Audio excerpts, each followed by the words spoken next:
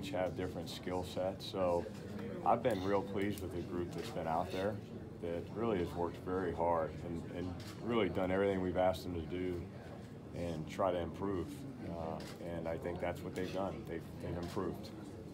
Is it more of a fun challenge for you as a coach when you have so much turnover or things that change as much as there has been? Yeah, I think that the most rewarding things as a coach are sometimes when the things are most challenging, whatever that is, whether it's personnel or whether it's a certain scheme that could be challenging or a certain opponent that may be challenging. Those things are rewarding for coaches when things are successful, when you face great challenges. You mentioned a moment ago skill sets that the different receivers bring.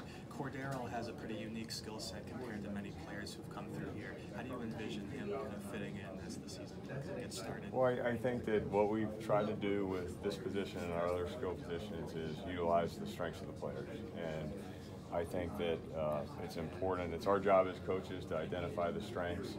Obviously, CP has strengths that others don't have, and certainly some of our receivers have strengths that CP doesn't have. So it's our job to kind of utilize those strengths and do what's best for the game plan. And I'm very happy to have the group we have, including CP. He's worked hard. He's been out there. He's been durable, and certainly that's a start when you can be out there and be on the field. And it gives you a chance to improve when you're out there. I don't know if anyone can really do what Julian does on a daily basis, but during these first 4 weeks, what does your group have to do to sort of, replace his effort and just his production? Yeah, I think that, Julian's been a really productive player for us here at the Patriots. But again, we have a group of skill players who certainly bring a lot of strengths that are going to allow us to be in position to be successful. So it's really, it's a positive on this football team that we have as many skilled players that have already done well for us and will continue to do well based on their skill sets. Is it not just on the receivers then? It's on all the skill players in general to yeah, I think there's a responsibility for all 11 players offensively to go out there and utilize their strengths and work hard and do the best job they can of doing the things we ask them to do. And we have a great group of guys on offense that have really worked hard and been very pleased with just the overall characteristics of the group as far as their intangibles and work ethic, and it's been really a good group to work with. What kind of growth have you seen from Philip Dorsett, I guess not only this summer but really even dating back to last year? Yeah, Philip's made a lot of improvement, and he certainly has a lot of things to still improve on, like we all do. But Philip's made a lot of progress. He's been in our system, one lap around the track now. So that's been the biggest thing. When we acquired Philip last year, it was at the tail end of our installation and started the game plan process. So he didn't really get the core and base of the offense like he did this year from an installation and a teaching standpoint.